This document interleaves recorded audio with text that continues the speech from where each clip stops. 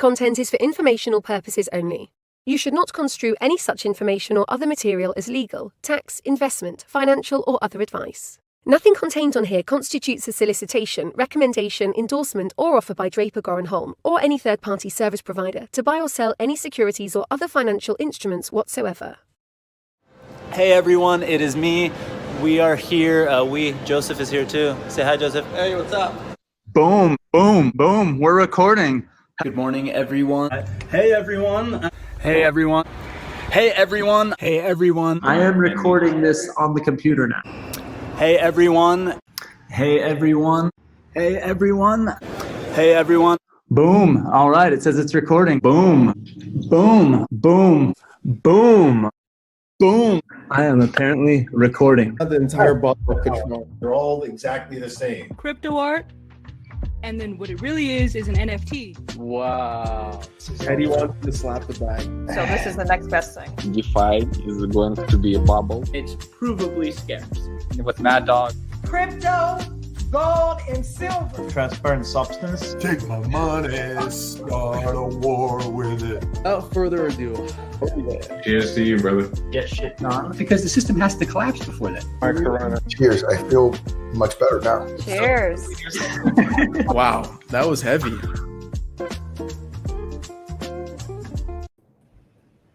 Boom. We are recording. What's up, guys? What's up? All right, everyone. Thank you so much. I think we've been having some internet problems, but there's a lot of people watching the stream, so hopefully you're seeing us and it's not too delayed and bad. I'm super excited today because it turns out like when we have these scheduling snafus and things happen, I get to hang out with my friends because I call them up and put them in a headlock and I get them to join the show. So today is one of those days, which means we'll bring some of you up on stage, we'll hang out, and I've got some of my best friends up here on with me, so I'm stoked. But before we begin, if you're watching on Twitter, on YouTube and all that stuff, go to meet.blockchainbooze.io because then you can hang with us, ask questions live, and you might get the link to hop up on stage if you want. I already see Sailor Gary and Adele backstage. Sailor Gary reporting from the open seas. We're on time. There's a ton to talk about. And the piece of homework I forget to do half the time. We are streaming live on Lunar Crush. If you're watching this on YouTube after the fact, go follow Lunar Crush because then you're going to find out when we're live. And also, Blockchain Radio shares these throughout the week after the segments, and lots of people listen there. So thank you so much, Blockchain Radio. But guys, how's it going? John, David, thank you for joining me today. Thanks for having us. Yeah, it's great, man. Thanks. It's great. Yeah, thanks. So I'm super stoked. Why don't we? I think everybody hears me drop Lunar Crush all the time. So John will go into Lunar Crush second, really quick. But David, you haven't been on the show in a little bit, and there's a lot of new people. A lot of people have joined since a lot of the NFT talk the last few weeks. I know you and I have been on the phone on average 16 hours a day talking about Bored Apes. So David, why don't you introduce yourself and tell the crew about Total? Great. Yeah. For those who don't know, I'm David Bleznak. I'm the founder and CEO of Total. And at Total, we provide companies with access to the decentralized exchange space. We do that through order routing and finding the best price on decentralized exchanges for all the end users. Most notably, MetaMask is connected to Total's API. So if you go on MetaMask and make swaps, you're most likely going to end up over time with a swap routed through Total. And that is our service. And as Alon mentioned lately, personally, I've been getting into the NFT space, and I will have to talk more about it. I'll let John intro and talk a little bit, and then we can get into it. Yeah.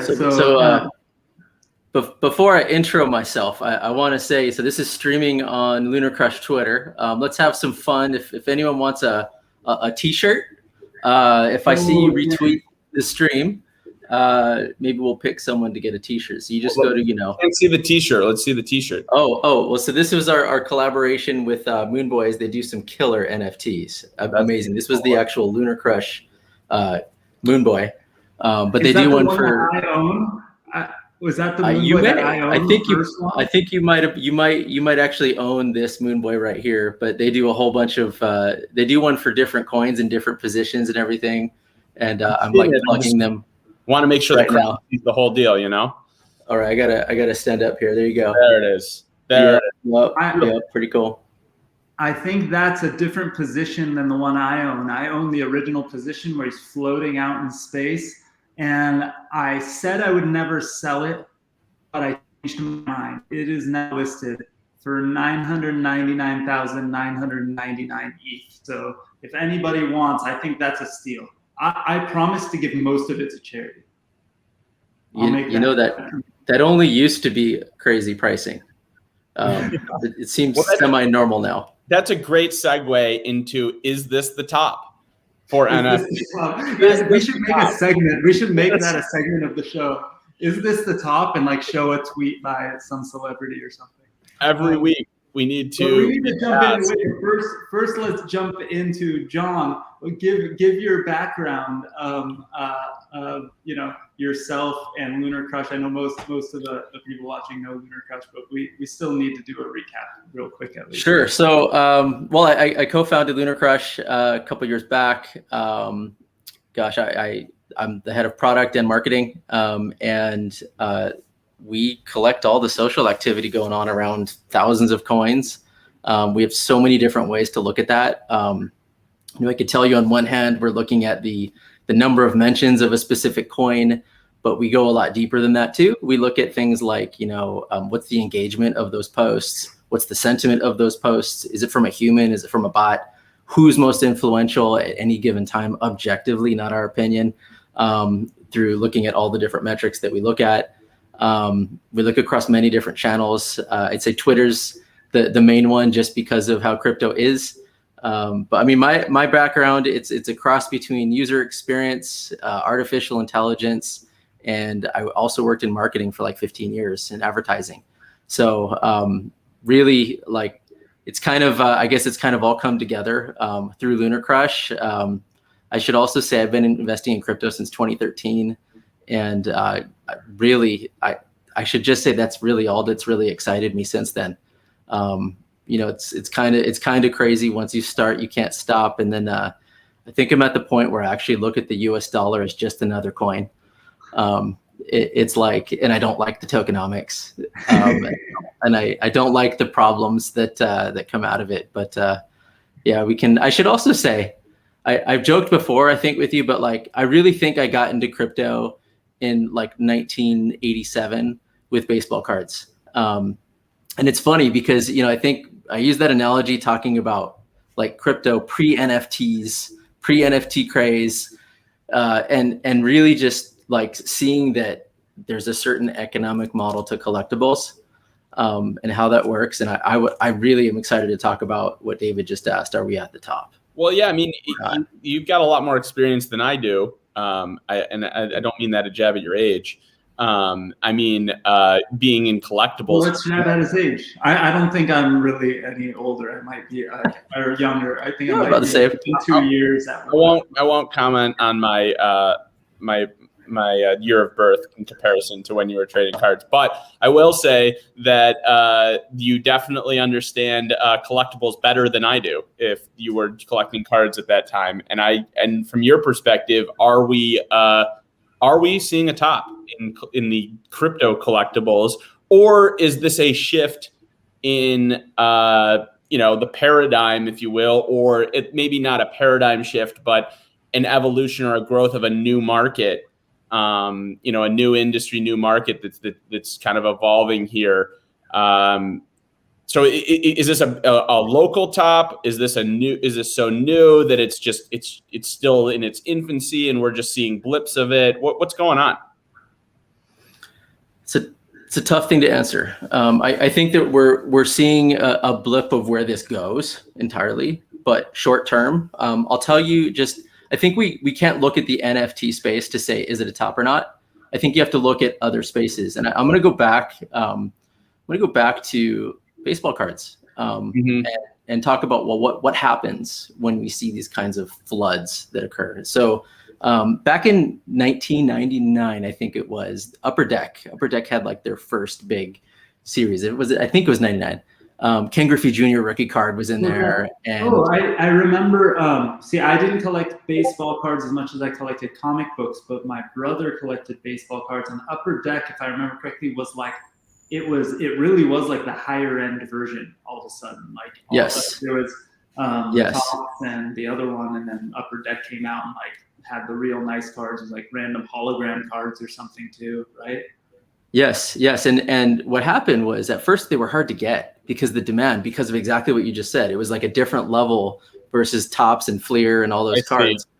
And what happened was, at first there was like a surge of demand because it was this new thing. Yeah, they had a little hologram on the back. Like, I mean, there was your certificate of like authenticity, basically, right? Because it shined in the light, right? It was tinfoil. It didn't come with a hard piece of bubble gum. I forgot about that. I remember opening up packs that were a few years old, and the gum would like dissolve in your mouth. Like you'd still chew it because we were stupid kids, and it would literally come apart in your mouth. Disgusting. Yeah. So like, I mean, I remember going to card shows, and at first they were really hard to get, and there was even some like error cards that were part of the set, and then Upper Deck kept printing more sets and more sets coming out, more boxes of packs and this and that. And it started to flood the market. And some of those cards, when they started to be worth like, $1,000 for this card because you just can't get it. All of the sudden, it wasn't so much that the price just went down. It was that if you owned it, you actually just couldn't sell it at all. The demand wasn't there on the other side. Yeah. And so I think that the issue with NFTs is, it's a lot of new entrants and they haven't been through a crash yet. Yeah. So that's one thing. The other, which makes for weak hands, which makes for redistribution. Some of that's good. Some of that is good. It ends up being more widespread versus a few people hogging all the NFTs that are good. So I think that the challenge ends up being, and what I'm curious to see is, can individuals sell them at all if the market dumps versus the price went down? And I think that's something that we don't know the answer to yet. And I think that's where utility comes into play. So some of these NFTs that, unlock other things, that have certain things and access to certain things, and maybe there's, DeFi built on top of the NFTs, and there's all these reasons to not sell them. That becomes like ultra valuable versus this just looks cool. And I was told that it was rare, because the problem is it being in a market. I've seen this happen. This happened 20 times when I was collecting cards as a kid, at least. Something's rare, and then all of a sudden it's not. And when it's not, it happens fast and no one wants to buy it. It's basically it's like saying one day it's worth $1 million, then it was worth 1.1, and then it was worth 3, and then it was worth 0 for a while until the demand came back. Mm-hmm. So, it's not that it fell to 500,000. It's literally you can't get rid of it. Right. And I think that's the kinds of things you end up seeing. Doesn't mean the market's going to crash. Doesn't mean it's going to fall at all. It could sit here for a very long time. Well, it's also different dynamics today, and not just in terms of the amount of velocity and things like that, but just in the fact that crypto assets in general give you that sense of maybe NFTs are different, but there's a little bit more of like liquidity aspect, or the markets move a little bit differently than a trading card, right? Like you're also to sell a trading card is finding that counterparty. And maybe I'm wrong though, because you had the internet. I mean, with Web 2, you maybe had similar, you have a board and you can, but you don't have quite yet. We're still looking up the prices in Beckett every month. Beckett, right? Yep, that's right. Blue Book, and you had to get, but you kind of have that with NFTs too. You got rarity tools, and you've got a Blue Book that you're trying to peg the value of your assets to, and that's a moving target too. It's whatever someone's going to pay for it. So it's very similar in that sense. It's similar, but I wonder if if it's going to go the trajectory of sort of Bitcoin, ETH, everything else, and crypto, in that, like, you know, when the economy fucking took a dump for at least that brief moment when COVID started, crypto dumped too, because it was people's most liquid assets, right?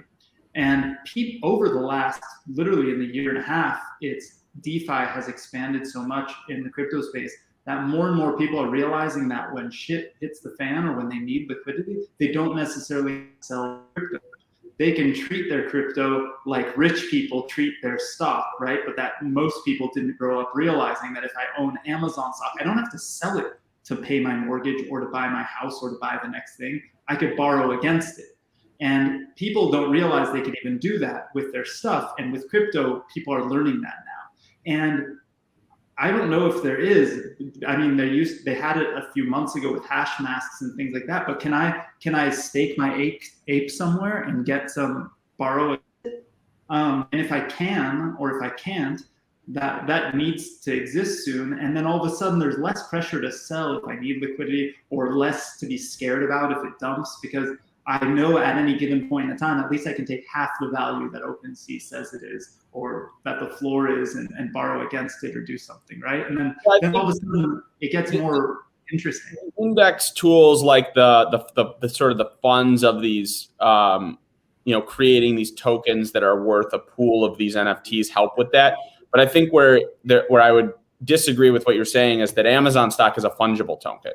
So when you have an NFT, it's much more like a trading card. It's a non-fungible token at its definition. So it's but there isn't. It could be even more dangerous because you don't have that liquidity. But what about if I go, for example, if I make a deal with Jon with a baseball card? I couldn't really do this, but I can with crypto. I can make a deal with Jon. Jon can say, you know what? I believe in the long-term value of or punks. I'm willing to give you a loan up to 50% of the value. If that loan ever gets to under 50% of the floor of apes or whatever it is, I take the card. I take on that risk. So I basically am calling an option in advance, getting some interest in the meantime. And a group could lend against it. It makes perfect sense if they want to take that gamble. It can dump fast and hard based on all sorts of things, but crypto does that all the time.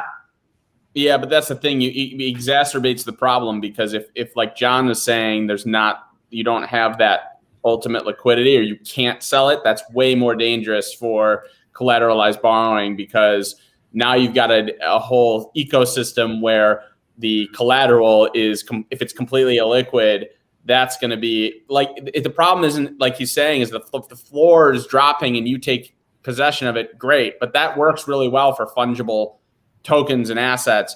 For non-fungible, if the market freezes, all of those other contracts and agreements and collateralized situations become they're moot. Like, they're just worth nothing. Let me give another example too. I think we often talk about NFTs as if it's almost like we think Ethereum's a given. Ethereum's involved in some way. Every project we talk to is getting into NFTs, all of them. Yeah. So think of what that means. That means that fragmentation, that means the interoperability across all these NFTs is in early stages, across different chains. Sure, some things work, but it's still early stages. But I think the bigger thing and the bigger play here, like I'm going to give another analogy of, in Disneyland, there's something called Club 33, right? Very exclusive club. Almost no one could get in. There's like a 30 or 40 year waiting list or something to get into Club 33. And then it's just huge, ridiculous amount of money. It's like $100,000 or something to get in. And there's a special restaurant. It's above like Pirates of the Caribbean area in Disneyland. And a lot of the different Disney places have it in there. Imagine Disney like minting an NFT for Club 33 access, right? And there's different levels of access. There's like different areas and different things that you can get. Imagine how beautiful that artwork would probably be, right? Imagine the utility that they're going to build on top of it. Now imagine you the user, knowing that like the holder of it, knowing that, man, if I ever get rid of this NFT, I am not getting it back. There is no way. So if I get rid of this, so A, I never want to sell it. and B, it just permanently stays extremely rare. Like it's something I will always hold on to, and then Disney will add the utility into it, increasing that value. And then when I go to transfer it, it's much more liquid market to transfer to some other individual. And so I think if you kind of think starting with an existing, they're starting with a community. They're starting with a community and creating this thing, versus what most of these groups are doing is the NFT launch or whatever is the beginning of building the community. But like you saw what happened with apes the other day, whether you like what they did with mutants or not, or whatever, you have to give it to them. They built such a community and fervor and energy that they sold $100 million worth of a product in 30 minutes. Right? Yeah. It's fucking insane.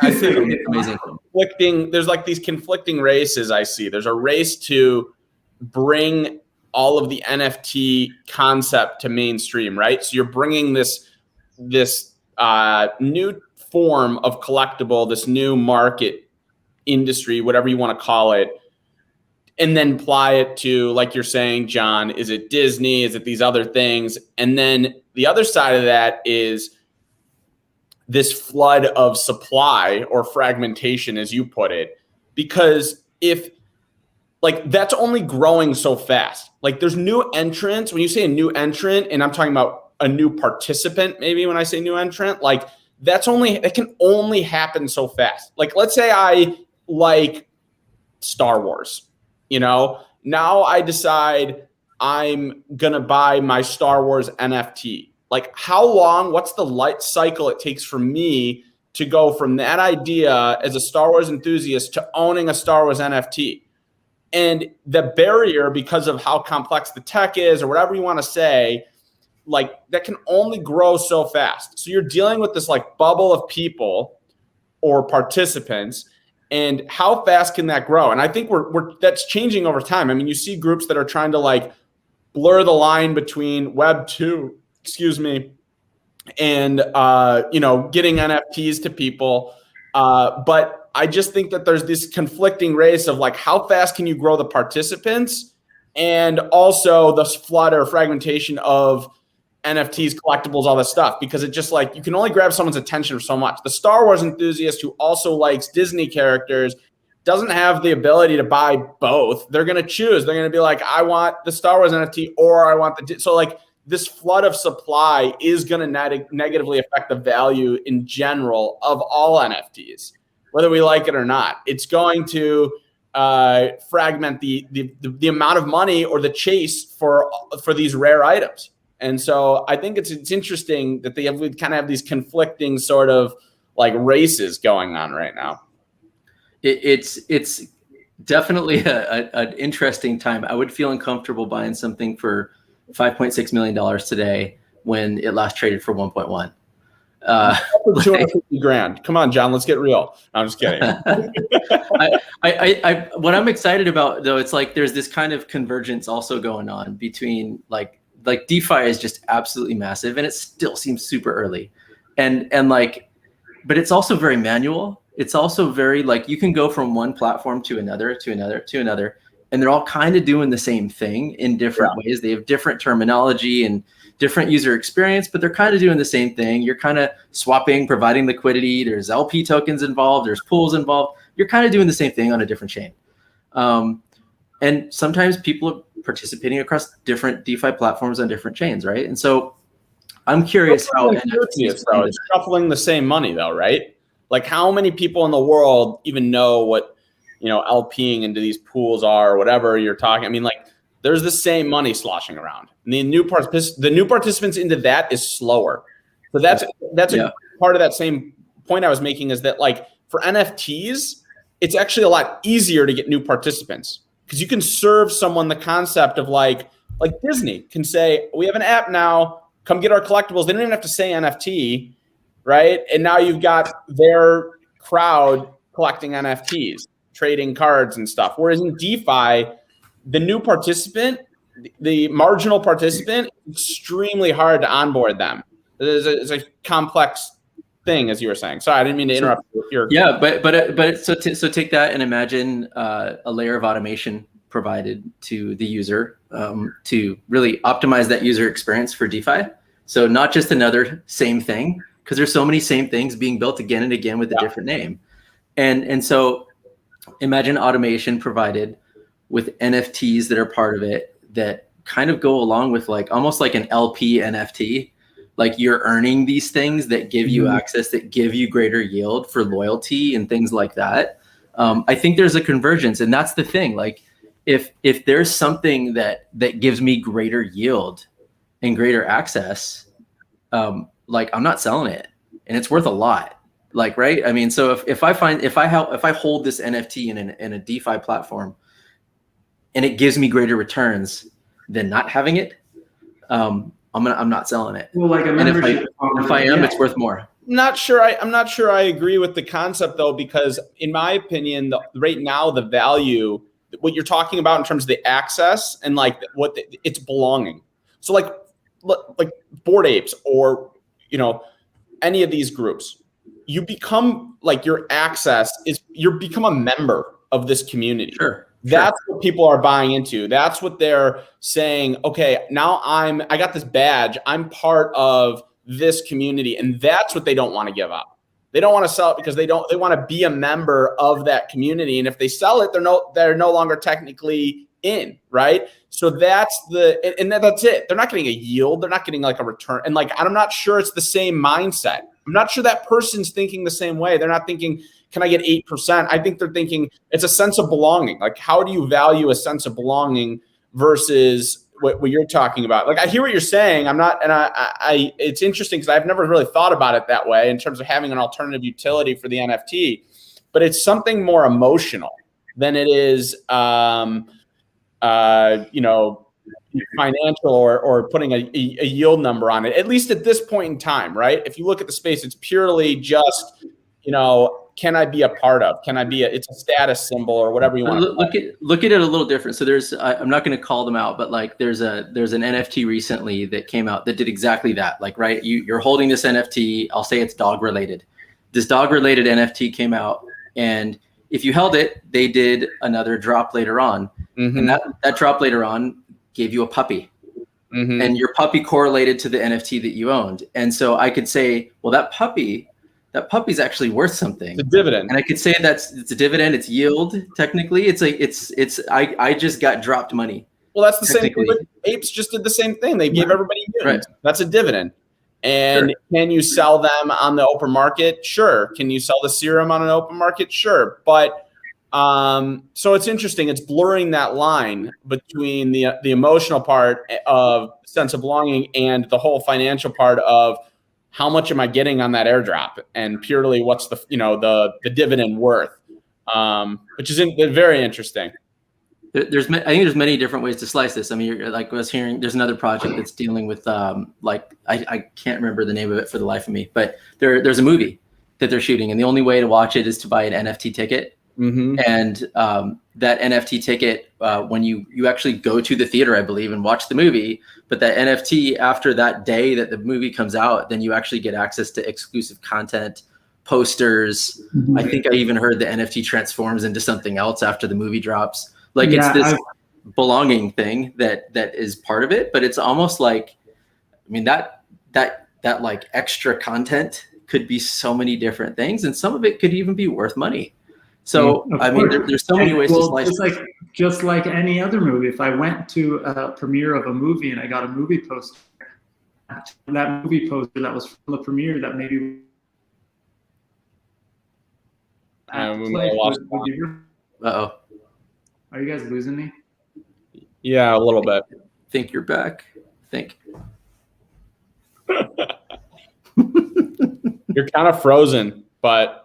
we'll take it from there. I mean, I switched to my hotspot. Sorry, guys. There you go. You're much better now. Yeah. Oh, sweet. My hotspot tends to be working better than my actual internet connection at home lately. But that seems to be everybody's deal nowadays. But where I was going at is I've been talking a lot to people about actual NFTs like that, partly because of the summit and stuff like that. We talk about, like, could we have ticketing on NFTs? Could we do drink tickets on NFTs? And could we do something where once it's redeemed, the NFT changes? And then there's all this gamification of like, did I redeem my drink ticket for a beer? And now it's like, the image looks like it's cut in half. And if the image was cut in half, is it worth more or less? It probably will depend how many people redeem it versus how many people don't redeem it, and like goofy things like that. And we even talked about Adele, who's in the chat, and I at one point. I forgot what we talked about. It was partly because of Adam Draper was on one of these and we were discussing. Remember when you would open up a pack of baseball cards or open up a comic book, you'd be extremely careful not to rip a card or bend something or ding a corner, right? What if there were, what if some NFTs or some NFT communities actually created something that were, we called them at the time degradables. The concept, the idea, what if the more you trade an NFT, the more the corners start to look bent or it starts to change and the value actually goes down and there's more value in holding the mint NFT and never transferring it. Then people will start gaming the system and like holding it on a cold storage wallet and then selling the cold storage versus actually doing it. But that's a risky move, right? Then you have security risks. But there's all sorts of gamification you could build on all these things that we're just barely touching the surface now with communities and profile pictures and things like that. I think we can probably guess and ideate and do all sorts of different, thinking around where this could go. But I think one thing that's guaranteed, like SaaS business models, existing business models as we might know it today are dead. Like honestly, like to say that you're going to launch another monthly subscription service, dead. There's no way. There's just no way it's going to keep going. Like to say that thinking through blockchain and NFTs and DeFi is not part of your corporate strategy at an enterprise level. I don't know what to say. It's the year 2000, 2001, and you have like my dad, a shop that rebuilds auto parts. And he thought it was insane to think he even needed a website, right? Because people would come to him with a part, they would rebuild it, and that afternoon they'd give it back to the people, charge them a couple $100, and that would be their part, right? Who would buy something like that on the internet, right? And it doesn't make sense. But now, cut to today, and even back then, we started, my brother helped my dad with a website. Today, there's no such thing as even the smallest small business without a website, right? Yeah, I mean, the parallels are really actually kind of strikingly similar. I mean, like in that sense, the whole argument was who's going to put their credit card online. I mean, that was what you heard over and over of like. Dude, I got scammed by buying something on eBay because I went to the post office and I actually got a cashier's check to send the people in the mail to buy the thing off of eBay, because that was I remember pre-PayPal existing. That's how you would buy things off of people on eBay. You would actually send them a check in the mail. Yeah. Insane. I mean, that's what I'm saying is that that was the worry. It was like something that sounded so, I guess to people who were in the industry, who were working on this, it sounded kind of funny, and it sounds kind of funny to us. Like, I think people are saying the same thing about DeFi. Like, oh, nobody's going to like do that because it's, I don't know, there's private key issues or it's just too complicated or whatever. But like the reality, who is going to do it? Every single person that figures out how to buy an NFT right now and somehow finds out that their bank that's giving them 0.001% interest is screwing them, and they realize like, wait, I could use this thing and get 10% interest. Their minds are going to be blown, and in 6 months, all these new people that were helping buy apes and buy, atom bombs or whatever the next thing is, are going to be figuring out the next step. They're going to be, they've now dipped their toes in. They now have MetaMask, and now it's game over. Yeah, I mean, I kind of agree. We're kind of already seeing the shift to these digital banks, or however you want to call them, providing 7, 8, 9, 10% yield, and that's just the tip of the iceberg as to the the value that someone gets by shifting over to this space. And there's another point, and David, you said earlier, like it's the sense of belonging. Think about how important that is. Like if you think about like, everyone's trying to shoot for ultimate decentralization, right? And I don't know if anyone's 100% decentralized, right? And like, if you look at it like, from the standpoint of, well, what happens when any sort of blockchain is decentralized? Well, it means that your brand is in the hands of millions of people. What does your website look like? what is your social media? What's the voice? What is the tone of how everyone should be feeling about your brand? And it's interesting because when we talk, we do shows, we do our Lunar Crush Live. We could probably do it every day if we wanted to. There's so many people wanting to be on it right now, but we do about once or twice a week. The more of decentralized projects that we talk to, the worse. No, not a hit against them, and it's not their fault. There's no one's fault specifically, but the worse their brand looks. Go to their websites, go watch their videos. It's the community randomly creating stuff, and it looks pretty terrible, to be honest. It looks like they hired a small shop agency to do stuff and if that, just knock some stuff out. Yeah, if that, right? And where it was like random people that aren't quite marketers that built stuff, and it just looks bad. And I think if you think through NFTs creating a culture, and then you think through decentralization on top of that, you have a built-in brand. You have a built-in tone. You have a built-in voice. You have, as these different individuals with different skills in your community want to do things for your more decentralized project that hopefully becomes even more decentralized going forward. That's where I think it matters. Yeah, I totally agree. I totally agree with you because I've seen it. I've tried to work within DAOs. I've tried to work on coordination of, they're organizations, but they're not companies, right? And there's groups of people, and it's messy. It's really messy. But what the NFT community, whether they believe it or like it or whatever, what they've done is they've layered a brand building concept or a brand identity on top of this coordination problem. So look at the Bored Apes again, for example, and I'm just speaking about them just because I've participated a lot in that community and just in terms of the Discord and, talking to people and specific examples are going in there and people are making these derivatives or they'll help you out with something that, participating in whatever it is, whether it's the game. The whole economy. Yeah, the whole economy. That's it, right? They're creating value. And they don't look at it that way. They just have this brand identity and they participate in it. And they're saying, okay, I'll go in there with my apes, and hours later they'll have, my apes animated, and then they'll have my apes on these images, or they'll have merchandise you can buy with my apes. And I haven't even asked for any of this stuff. And it's because they've created this culture or this brand identity of that's what the Bored Apes are. That's what they do.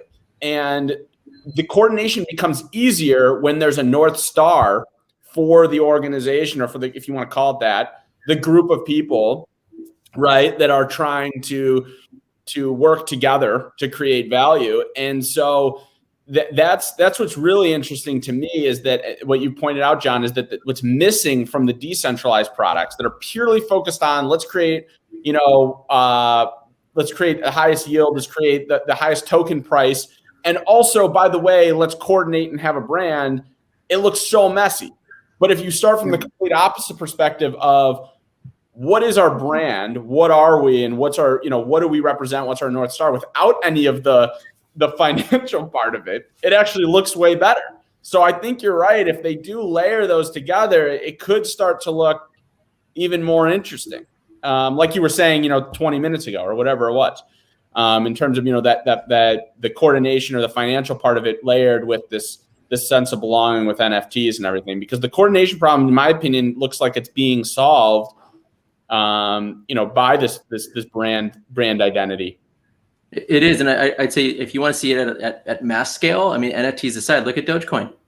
Right, yeah. One of the Great point. Absolutely enormous community, and it's basically an NFT in fungible form. It is, and what's crazy is, I guess I can say it, but we had a call earlier. There's a Dogecoin concert coming up. They have a whole concert series, and it's all designed to get Dogecoin adoption, and it's going to be amazing. And there's a whole tour coming up, so I'm sure you'll hear about that coming up. But it's that is an offshoot. So is Slim Jim and Budweiser using your brand, and so are all the memes and all of the images and how much wow and all the things that are being said, and on and on and on. It's funny with that word, the meme. What's the difference? And both you guys, as a quick question, what's the difference between a brand and a meme? What could you separate the two in definition? I'm not sure I could. That they really are. A meme is a brand, or a brand is a meme, I guess. I mean, the meme embodies the emotion of what the brand is and the positioning, and it just kind of comes out in indirect and sometimes direct ways. But it's an output. It's more of a deliverable of that. Right. But look at Nike. Just do it. Like that's pretty much a meme, right? It's pretty much.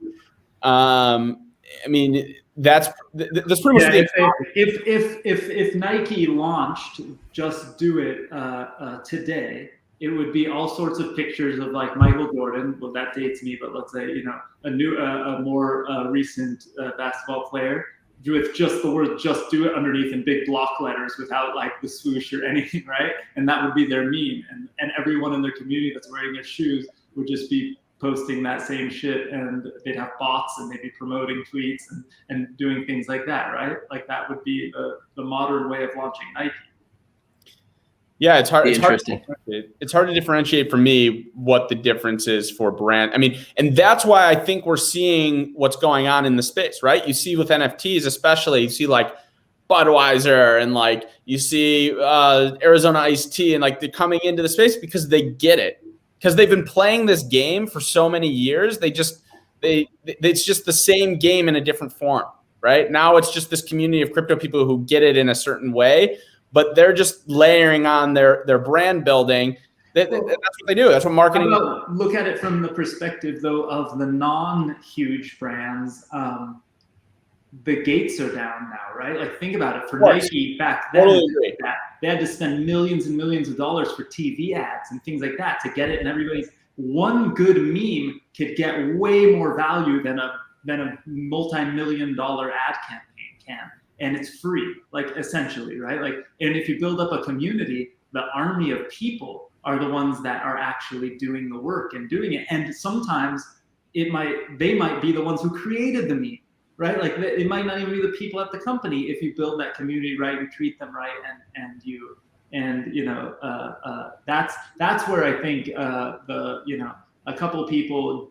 When John said SaaS is done, said, hey, my credit card statement would say otherwise or something like that. But really, that's where it's going to take over. Right? Like that's where the rubber meets the road. I have a couple of questions. We might want to shift focus a tiny bit, although there's 3 questions that are essentially the exact same question. And it's towards John first. I think there's one question that's actually the top one, but I think David will have some things to say.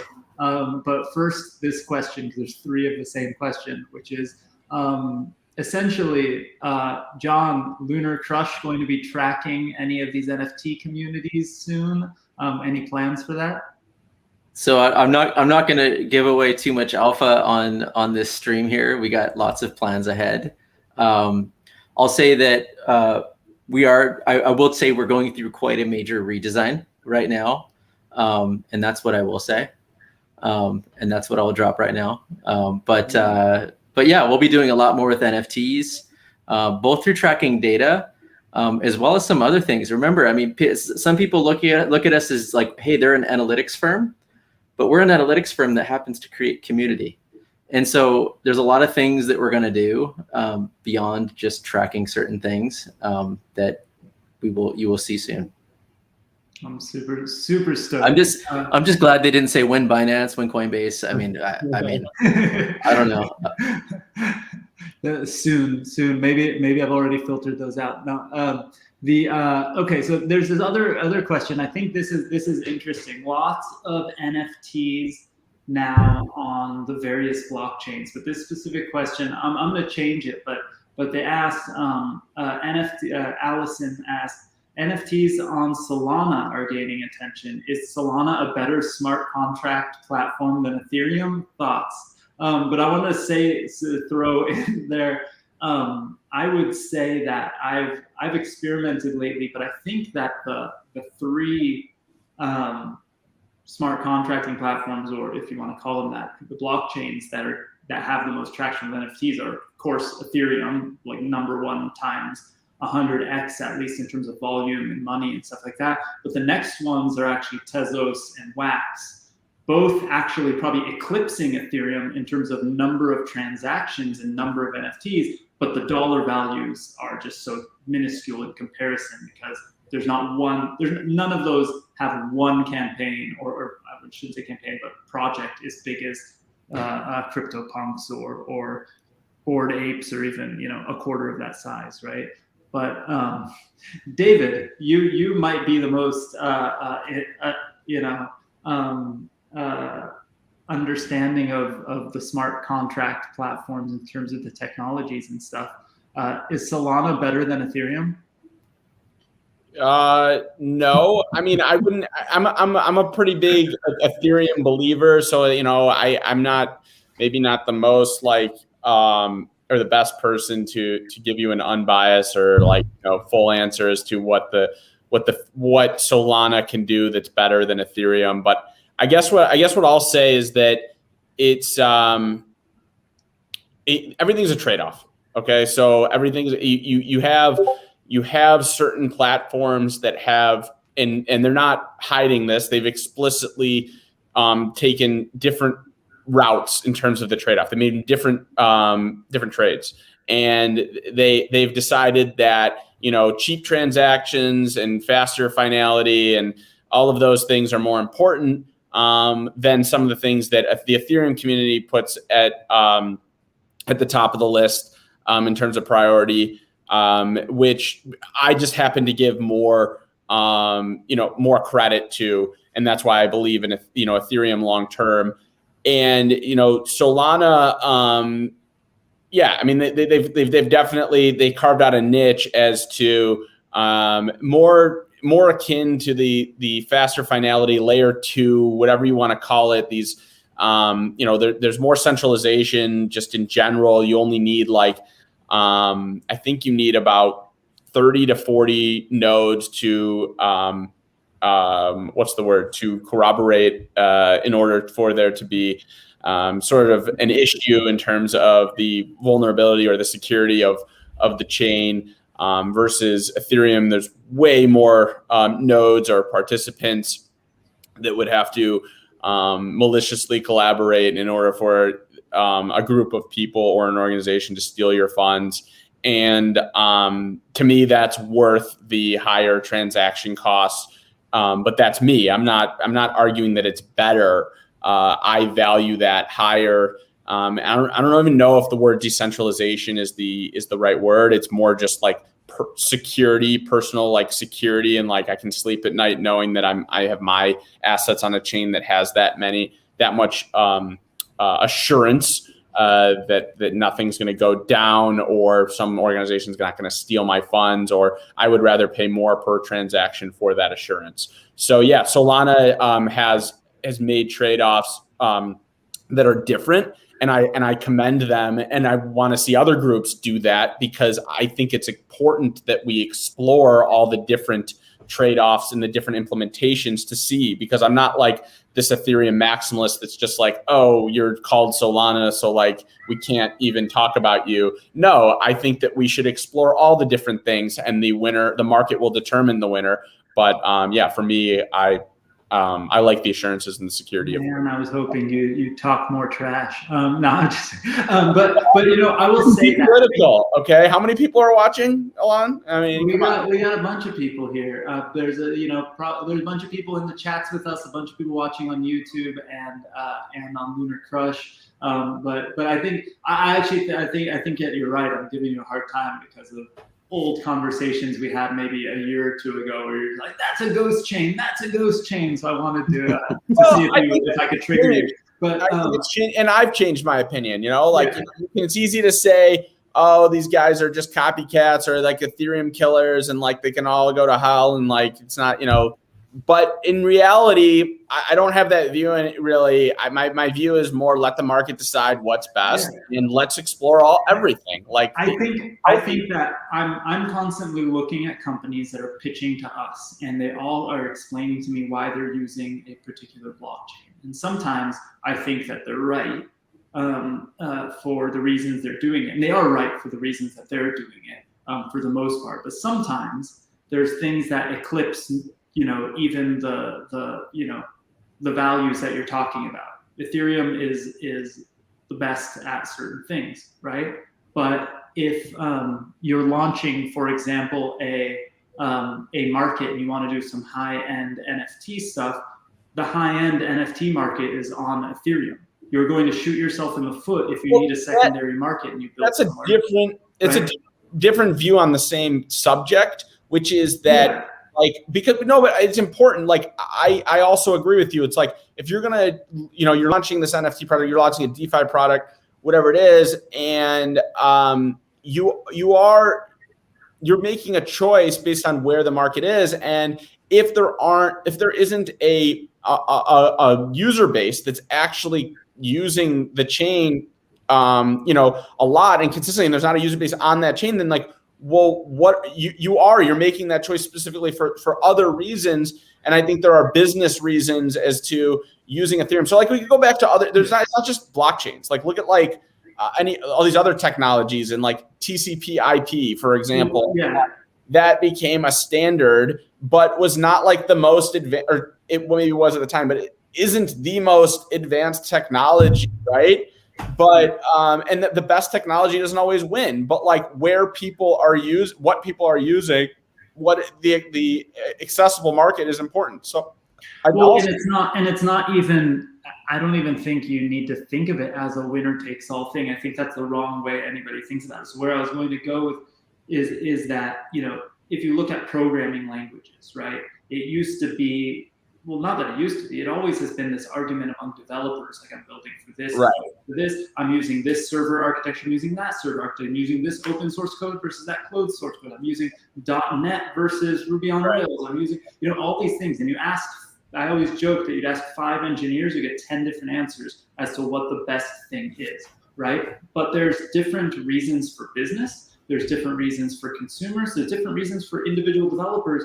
And then at the end of the day, 99.9% of people, once it gets down to the consumer product, and today we're in this in-between phase for what we're doing, once it gets down to consumer product, most people don't care. And it's almost like a marketing, it becomes a marketing decision whether to let them even know or not what it's built on. Because I think languages, I mean, you could talk about tech stack, but I think it's a great way to explain to other people. Like, the user doesn't care, right? If I'm a user of an application, I'm not like, oh, I'm not using this app because it's in Rust, or like, I'm not because it's in C. Like, no one cares.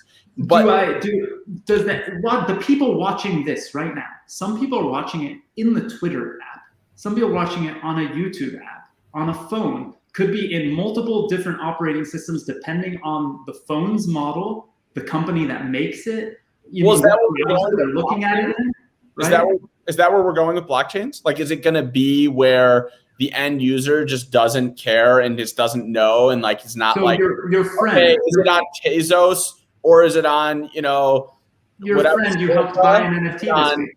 Well, think about this. Your friend that you helped buy an NFT this week, if he has a few $1,000s extra in a savings account, or a few $100s extra in a savings account, he wants to earn 10% interest, and you told him just get an app in the App Store, 10% interest. Does he know that it's on Tezos? If it's like somehow runs via Plenty, or if it's on Ethereum and it runs via Aave, like, he doesn't know. I don't think he cares. He puts in $1, he gets 10% interest. He's stoked, right? And I think that's where the future of it goes, because we're never going to teach, everyone how to do this. And the user experience sucks. Even for us, we think the user experience has gotten better, but it still sucks. Like, signing MetaMask transactions, like, to do 90% of what we do is a shitty user experience. Yeah, the only difference is that the interoperability is like, it's different for like a language than it is for like a platform in which information is settled. Like, there is a when I go onto the Wells Fargo website, I don't know that the loan I'm getting is routed through several different banks, and there's APIs and things that fix that. But you're talking now you're going back to the main problem, which is like, if I'm in Wells Fargo and you're on Chase, like, before this Zelle payment thing or whatever it is now, it was impossible to say. It was like really hard to like send money, or Venmo, or whatever it is, right? Like, that was okay. So they've created like one Plasma thing that's all centralized that like they can all, we all use. But I'm just saying, in general, that is the core problem that we're trying to solve, which is like complete decentralized interoperability of finance. And the different blockchains actually exacerbate that problem. They don't make it easier. So is it one winner take all, or is it a plasma for different blockchains that allows them to, interoperate? I think it's going to be more of the latter. A majority might be in a certain place, and a majority of certain types of products might be in a certain place. But there are things that, like, even ETH 2.0, a lot of the things in the roadmap for ETH 2.0 are already existing in other products, right? In other chains or other things. But the majority of the developers, at least today in the blockchain world, know how to program for ETH. And so it's going to be some kind of continuation. Could it be, are there things about Tezos that are better than things on Ethereum? If you just look at both products today, 1000%. And you can say that about both sides of the equation. So what products make the most sense for which things? It depends on the developer and then who the end user is, right? I don't know. This conversation reminds me of, like, I used to run strategy and user experience at big digital agencies, and we would never start a conversation talking about technology. We would always start with, what's our objective? What's our goal? What's the user's goal? How do we facilitate all of that through a user experience? We're doing wireframes, we're doing taxonomies, we're doing designs, we're doing user testing. Still haven't picked technology. Mm-hmm. And along the way, there might be some innovation. Hey, there's this new technology we can use. Hey, there's this new technology we can use. But literally not caring. It's all about solving user problem. The difference with crypto, and what's funny about it, is it's totally backwards. Yeah. It's exactly what you're not supposed to do. Yeah. And a lot of it's driven by, like, chains want more transactions on their chain. Like, right. It's like they have whole ecosystem funds that they're funding projects specifically to lock them in only to their chain. Right. And like it's backwards. And I think we're seeing that evolve. It's backwards. But it's also funny. It's funny to think that, like, things aren't going to evolve and change. If you think that Ethereum, like, I get why Bitcoin is exactly why it is, and that's a feature, that's a part of it. But if you're building a platform to build apps on top of, to think it's never going to change is the craziest thing in the world. Like, it has to, because there's a million reasons why it has to. But think about this. I worked for a company that was acquired by MySpace, and it was an acquisition partly for, like, their user base and what was going on, but partly for their technology. They built a technology so that you can do online karaoke. I'm not even joking about this. So you could sing karaoke while looking at the words on your computer screen and record your voice while you're singing, and then it would overlay it on the music, and then you could share it on MySpace. And they bought that company. And when I started working for them, that company needed to run like 20 servers at an actual server location, built all this technology to make that possible. And now, if me and my 9-year-old son wanted to build that app from home over the weekend, it's like, it's a JavaScript plugin. It's like so basic and easy. We could do that in the browser without owning a server on, like, a free WordPress account or on a free, DreamHost account. Like, there's no barriers to launching that product. But yeah, Jim in the chat, 2008. That was about 2008. And back then, you were talking about 13, 14 years ago, that was like hardcore, not hardcore technology, but that was tough to build. That wasn't, like, simple. So to think that 13 years from now, everybody's going to, like, do the same exact thing with the same exact smart contracts is ridiculous. Like, there has to be more innovations, and these things are going to be like one click. Like, well, it's interesting to layer that with the NFT talk, because it's very funny how I find it very funny how Bitcoin is, like, and everyone says Bitcoin's this pet rock. And, like, there's no innovation for these, there's nothing platform do these other things. It's like the dial-up internet, right? Well, on Ethereum, you're literally selling pictures of rocks, right? And, like, it's like what is actually going on here? Is the value more in the emotional connection and the art, like this perceived value, which, like, Bitcoin is like this, going back, Bitcoin's more like Dogecoin. It's like it's a meme, and it's just a bunch of fractionalized fungible shares in this meme, right? And Ethereum's got all these other platform stuff, but then it goes right back to the core. Like, the number one thing is a freaking picture of a rock. And like, that's what is getting the most value. So like, it's just so full circle, showing over and over and over and over again that the main value proposition is this like emotional tie to this like thing that's value. So it's so weird that we you know, what you're talking about, like, oh, this technology is going to keep evolving, but maybe that's not the highest and best use. Maybe the highest and best use is Bitcoin, and that's it. And like, you know, so which direction are we going to go, John? Which direction are we going to go? Are we going to go further evolve in these smart contract platforms, or, you know, was that it from the start? No, it wasn't just it. Look, more primitive. It's not what I think, but back in the day called future primitive. Sorry. So like what I think is irrelevant, and honestly what any one individual thinks is irrelevant, but I'll tell you what the crowds are telling us right now. I can tell you that they're talking about Polkadot a whole lot. They're talking about Kusama a whole lot. They're talking about Avalanche. They're talking about Algorand.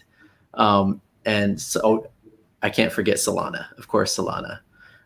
And somewhere across all of this, they're all Solana social day or something. It was enormous. But I mean, across all of this, they're also talking about Chainlink and perhaps even other oracles.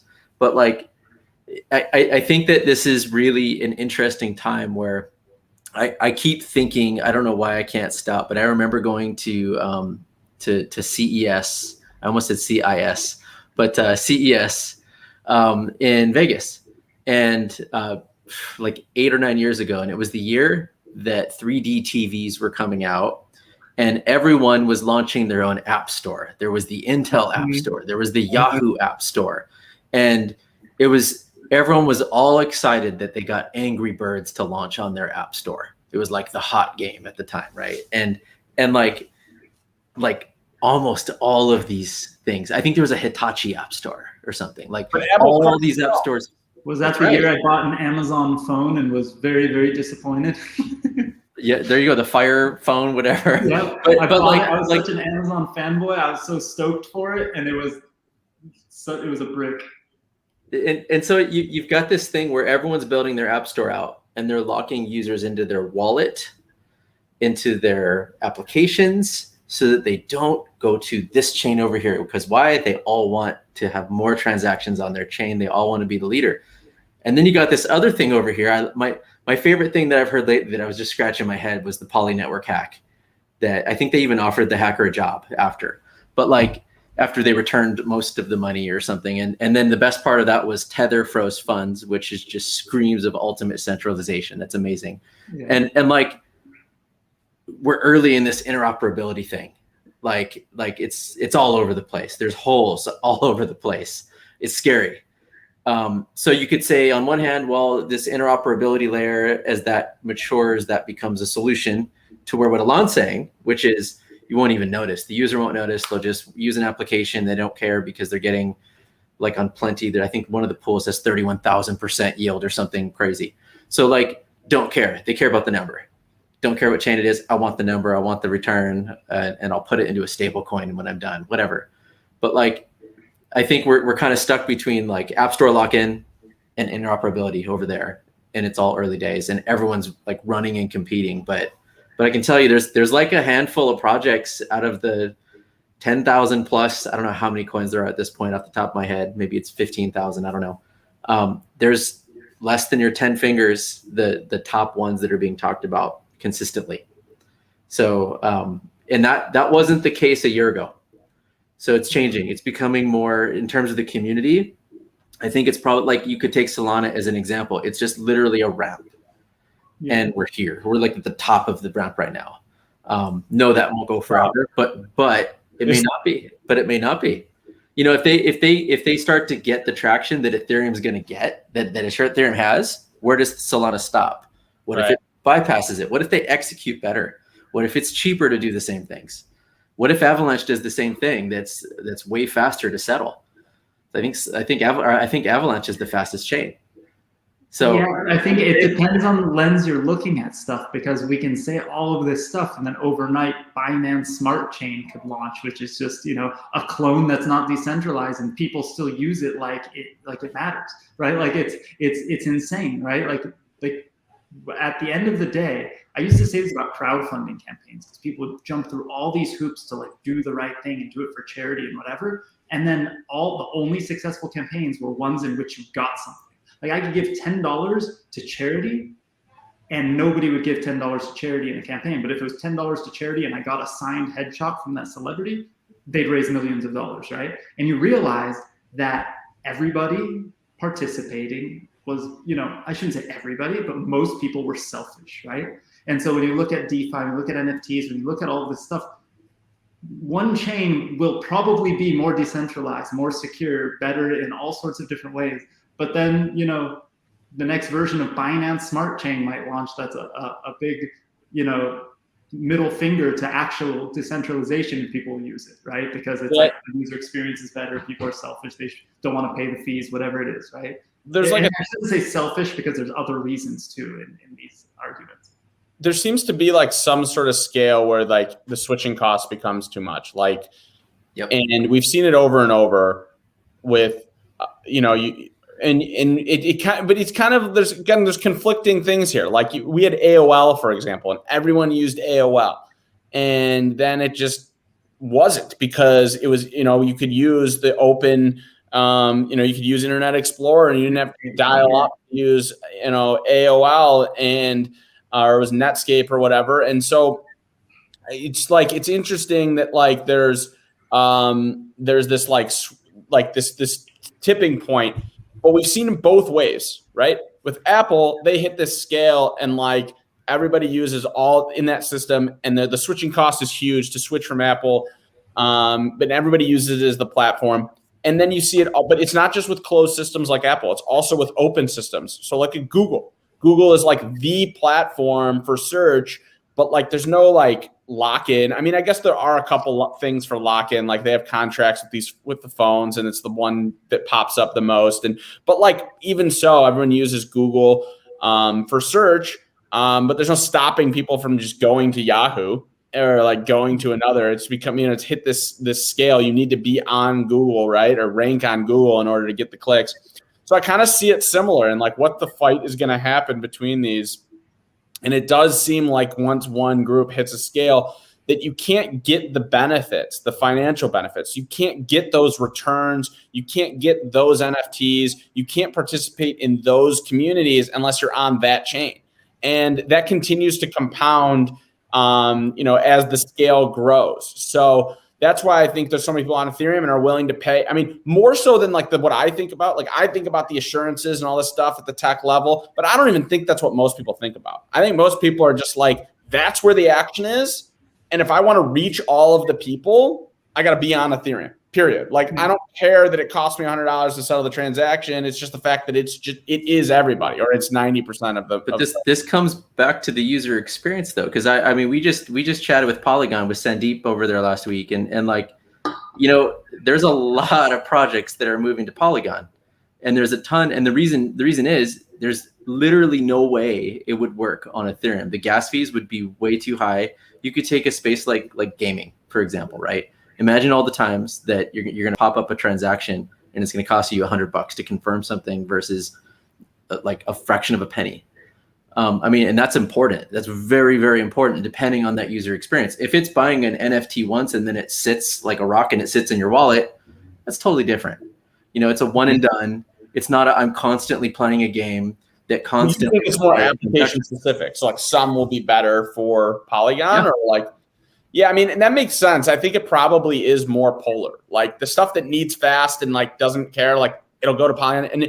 And Polygon's the extreme, by the way. Like Polygon, you need 3 people to corroborate and you can steal a bunch of funds. Like it is the most centralized, the most like, compared to like Solana, like, you know what I'm saying? It's like way even farther. But like if you're going to go that direction, it's like more centralized than Binance Smart Chain. Like just go all the way. Like just, you're a layer 2, you're not decentralized. You are purely there for convenience of fast transactions, getting stuff done. And if you need that assurance, you can bridge or whatever you need to do to Ethereum. At least that's my view on it. Like, I don't know why we need this middle ground. Like what's the middle ground achieving? Like if you're not decentralized enough to have people stop and steal, like what's, mess up the whole ecosystem. With Polygon, it's literally like 3 keys. So, I mean, like, I love their platform for the reason you're saying. Like, it solves that problem of being much faster and, like, for application specific, for games, for all those sorts of things. There's definitely a use for fast transactions, but it's just, you're just totally cutting out the assurances. So, and I think that's why, I mean, like, there's all sorts of reasons for using different chains, but this is why some of these chains like Solana, like Avalanche, like Polygon are being researched so much, because if you come back to that user experience layer, it's just literally impossible on Ethereum. It's just not going to happen. You can't build it. Well, it's going to cost too much. The thing about this whole conversation is Ethereum is not like they're going that direction anyway. Like, look at ETH2, right? ETH2 isn't that great in terms of decentralization. In fact, it's worse than it's way worse than ETH1. Like, it actually looks a lot. ETH2 looks a lot more like Solana than it does. That's the argument for people in Tezos and stuff like that. They're like, we've been doing this for a couple of years already. What do you guys? Yeah, no, I mean, I agree. I agree with that. Like, that's why I find it very funny, because it's like, it ends up being, this sort of tribal, like, it's Ethereum because the name is Ethereum. But in reality, ETH2 is not, they got all these fancy terms and fancy people working on it. But at the end of the day, how many people do you need to work together to steal funds? That's really like at the core, the core issue is for decentralization. It's definitely interesting to see this stuff go. Guys, we're like 15 minutes over our hang time. We're having 2 more tables. Dude, it's super fun. I love hanging with you guys. I mean, this is how conversations normally go with both of you during the day, when I'm like, hey, you guys got 5 minutes, and then we're on the phone for like 2 hours. It happens regularly. I think this points out that it's an interesting time. Like there's so many things. We're not here nor there. We're kind of somewhere in transit. We are. And it's really interesting. Yeah. I literally it's so crazy. Like, I have a question for you guys in this environment with where we're at. Before we head off, I know we got to go, but like, let's do another. So I got people coming to me every single day asking about this and that. And they're like, hey, should I buy Solana? Should I buy Tezos? What should I buy? Right. It always starts, what should I buy? Because I want to get rich, right? Right. And they have the perspective of not using their coins. They're not talking NFTs or DeFi or this or that. Yeah, they're buying a stock, and it's going to sit in their wallet they're going to download Coinbase or something. Right. And they come to me, should I buy Cardano? Should I buy Cardano? What should I do? Right. I was, listening to this Charles guy. He seems really smart. Should I buy his token? Like, that's literally like how people are coming to me. And I'm like, you got to learn the mechanics. You got to learn, go set up MetaMask, go participate in Aave, learn how to claim and stake, and don't make money, learn mechanics. But I'm curious, like, in this crazy environment with all these chains and applications, what are you telling people? I know you both have people coming to you all the time about crypto. What's your spiel? What do you say? That's a great question. I'm not sure it's really any like, is retail any different than are they any different with stocks?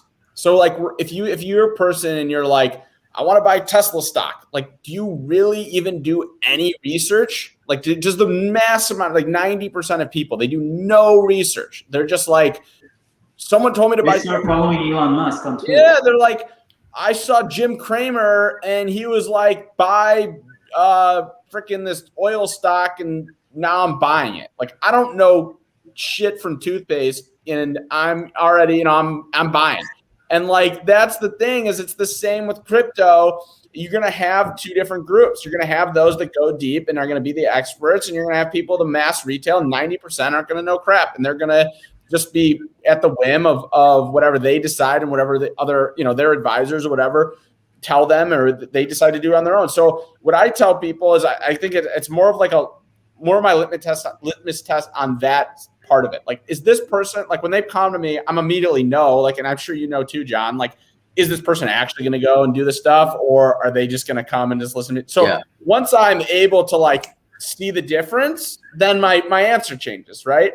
So like, if it's someone who's just going to be surface, because I know they're going to be surface, it's like, okay, download Coinbase and app and and buy this and dollar cost average in, buy $100 a month or whatever it is, or a week or whatever is good based on the person, for you. And you don't even have to give a number. It's a percentage, it's 1% of your 2%, or if they're really aggressive, it's 5% of your net worth, and dollar cost average that in over the next year. And that's it. And they're buying Bitcoin, Ethereum, and maybe some other things.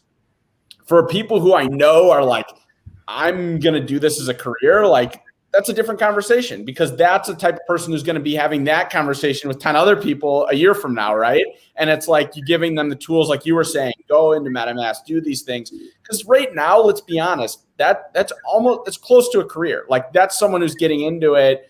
There's a little bit area in between, but most of these people who are getting in this on OpenSea and are doing these things every single day, like it's their career. They're doing it all the time. So I guess that's kind of my Alon. I don't know if you would approach it differently. Yeah. The worst is asking them like if they already are looking into it, because then they'll name drop some of the media companies in our space or influencers on Twitter they follow. And sometimes it's like somebody that you respect and you're like, oh, thank God they follow I don't know, like Scott Milker. I like him. And I like if they're just Bitcoin, they'll be like, I like Antonopoulos and I watch his YouTube videos. And you're like, oh shit, they're doing research. And then sometimes it's, I don't want to talk shit about it. It's just some idiot, right? Somebody you really don't like, oh crap, they're listening to them. They're going to end up buying some random token that these people are going to pump and screw them on. And so it depends on the person, you're right. But my go-to is just to go how much you spend at Starbucks a month, $50, $100, $200, whatever that is, buy some Bitcoin with it and then just look at it. Just open up the app every day and look at it. Because that's how it kind of starts. People are like, why did it just jump up 10%? Well, they Google it. They go on Lunar Crush. I tell people to go to Lunar Crush too, but if you're brand new, it might be a little TMI. But that's the thing. You get Coinbase, you get $100, you play with it, Abra, eToro, one of those, right? You get $100 worth and you just stare at it, right? I made 2 really bad financial advice. I've joked about this on here probably. The last year, I've told people pre the craziness of Doge, I told people don't buy Doge. And I told people not to buy Bitcoin on their credit card. And Bitcoin was at $4,000. So I'm an idiot. Don't listen to me. And that's actually a good position to be in when I'm talking to people, because I don't want them to be like, Alon told me to buy $1 million worth of Bitcoin. I don't want that responsibility with people's personal funds. I'll take my own hits, but I don't want to be that guy. So I'd rather them research.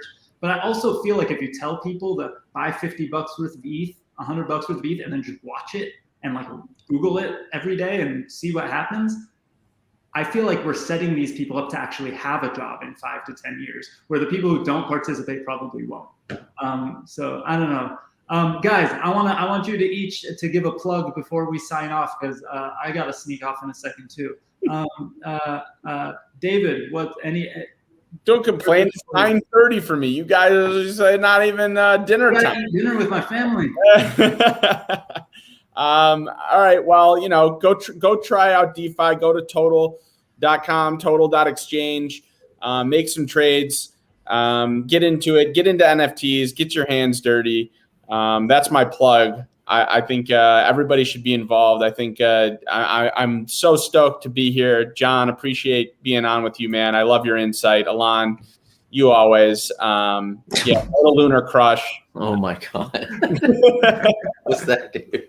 Wow. Sorry, I saw the graphic there. I had to hit it 18 times. Do I just sit here and say nothing and you put that up? Yeah, you just show your shirt. And then I'm shaking my computer. I'm trying to hit it so hard. I'll just say lunarcrush.com. It's free to sign up. Go check it out. Definitely do. Lunar Crush on Twitter. We post some insights all day long and do a whole bunch of live streams and things like that. Love your hat, Alon. We are out of those hats. What? We're out of those hats, but we may have some new ones on the horizon. It's going to be worth almost as much as the hat David bought the other day. We've got some NFT way more logo. And you need NFT with the hat. That was the key. How many hats are there? You know what? I think there's probably 50 of that. That's key. It's key. Yeah. Token. Yeah. Dude, David, by the way, David, the original Total hats were so good. You gave me one, and I left it behind at one of our conferences, and I still don't have a Total hat.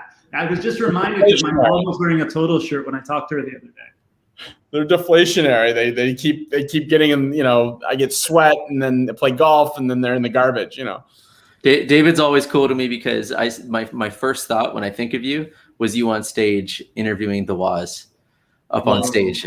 That was cool. You know, all made possible by Alon and Joseph, and one of the coolest experiences of my life. And yeah, appreciate you guys. That was awesome.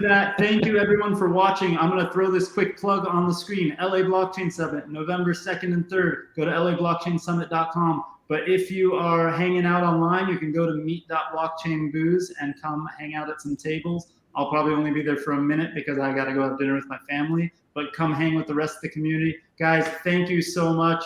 Love you guys. Thanks everybody for watching. And we'll have Jon and David back on soon because they're awesome. All right. Thanks, everyone.